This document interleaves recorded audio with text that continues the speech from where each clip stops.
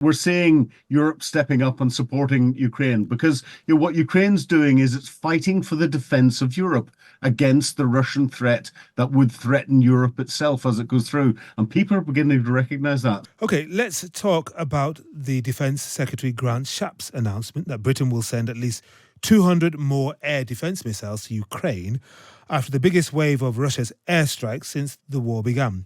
As well as the capital Kyiv, most major cities were hit, including Kharkiv in the northeast, Lviv in the west, and Kherson and Odessa in the south. 30 people were killed and over 100 injured. Well, let's talk to Philip Ingram, former colonel in the British Army and co-founder of the Independent Defence Authority. Philip, good evening. Good evening. Now, Grant Shapps says this package sends an undeniable message that Britain is absolutely committed to supporting Ukraine. Apart from the optics, the message that Britain is there for the long haul, what difference will this make to the Ukrainians? Well, it's continuing to show support, and it's not just the UK doing this. Germany has been doing it. The United States has sent its recent package. They announced that last night.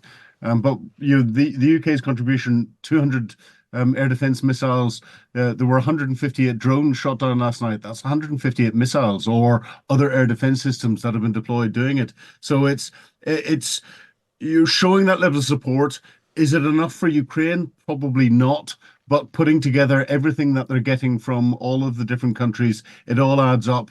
And is showing Ukraine that the support continues and showing Vladimir Putin that the international community is still supporting Ukraine and will continue to do so. Right, I'm just looking at Britain's contribution thus far, Philip. A squadron of battle-ready Challenger tanks, self-propelled AS-90 guns, hundreds of armoured and protected vehicles, the Storm Shadow cruise missiles, those long-range attack drones you mentioned, amounting to about £4.6 billion. And then I was contrasting that contribution with the calls this week from Poland's new Foreign Minister Radek Sikorski and others for Western countries to produce more weapons. Mm-hmm. So the question to you is Britain rearming quickly enough, producing more weapons, not only for the Ukrainians, but for Britain, given that our forces are taking over the lead on NATO's rapid response force from the start of the new year? Well, the simple answer is yes. What the Ukraine war has done is it's stimulated the defence industrial bases in NATO countries that have a defence manufacturing capability to increase its capacity. And one of the lessons that's come out of the Ukraine war is that all of the calculations that there's been beforehand on usage of ammunition so that industry can supply it to defence as it needs it just in time have been wildly out. And that capacity needs to be increased dramatically. So as we supply the stocks to Ukraine, and the majority of the stocks that have gone in so far are stocks that we would have had to have paid to destroy because they're coming to the end of their shelf life. It doesn't mean they're unreliable. It doesn't mean they don't work. There's only a certain shelf life that ammunition's got before it has to be destroyed and replaced. That is being replaced. The defence industrial base is increasing its capacity. That increase in the capacity is in the UK for what we produce. That means that there is UK taxpayers' money. Part of this £4.2 billion is going back into the UK economy, to UK industry, to employ more people, to get more industry supporting the defence industry and building that capacity. That's actually quite good for our economy. And it's very good for our military capability in the future. And of course, it's good to be able to supply Ukraine. Is it happening fast enough? No, but it will ramp up very quickly indeed. And I've got a text in from Stephen in Cheltenham. Thank you, Stephen. He's a listener. And he says, Philip, evening, Henry. Yes, we are not in danger of attack, we as in the UK. Do we need such a significant spend on armaments? Kind regards. What would you say to him briefly? Well, I'd say we're a permanent member of the Security Council of the United Nations. We are, top 5 or top 6 economies in the globe.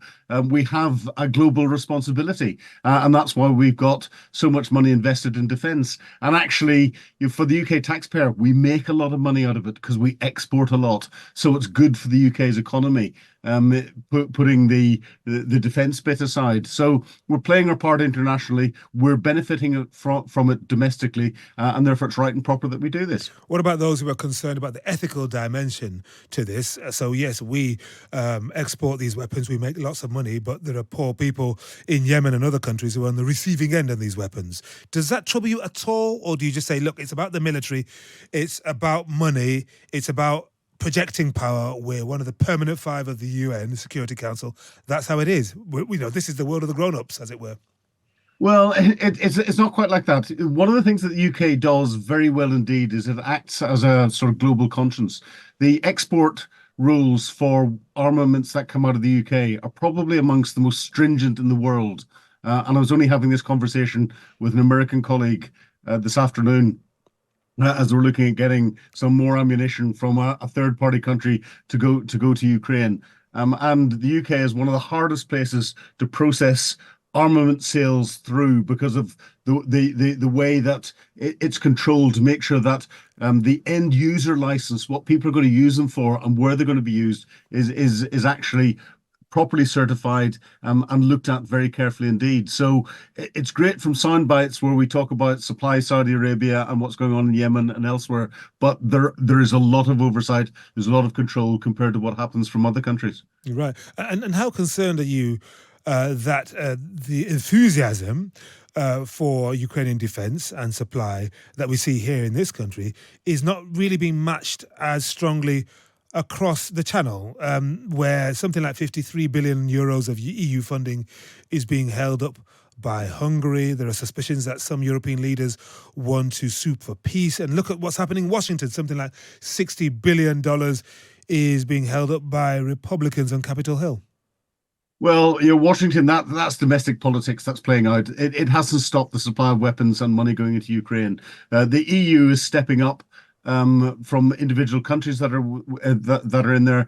Germany was vilified at the beginning for not contributing enough. Germany is now one of the bigger contributors that there is, if not the biggest contributor outside the United States to what's going on inside Ukraine. And this evening has just announced even more that's going to go in with some more of their advanced long-range missile systems. And we're seeing Europe stepping up and supporting Ukraine because what Ukraine's doing is it's fighting for the defense of Europe against the Russian threat that would threaten Europe itself as it goes through. And people are beginning to recognize that. So what we're hearing from the political perspective and the difficulties in the political sphere in the press, I don't think recognizes the reality of what's going on. I think our politicians properly recognize the sacrifice that Ukrainian military are giving to try and protect all of us, and actually how reasonable it is to degrade what was considered as, with Russia, one of the biggest enemies for NATO, the West and elsewhere, at a relatively inexpensive cost. The real expense are the lives of the poor Ukrainian troops that are being sacrificed to try and keep us safe.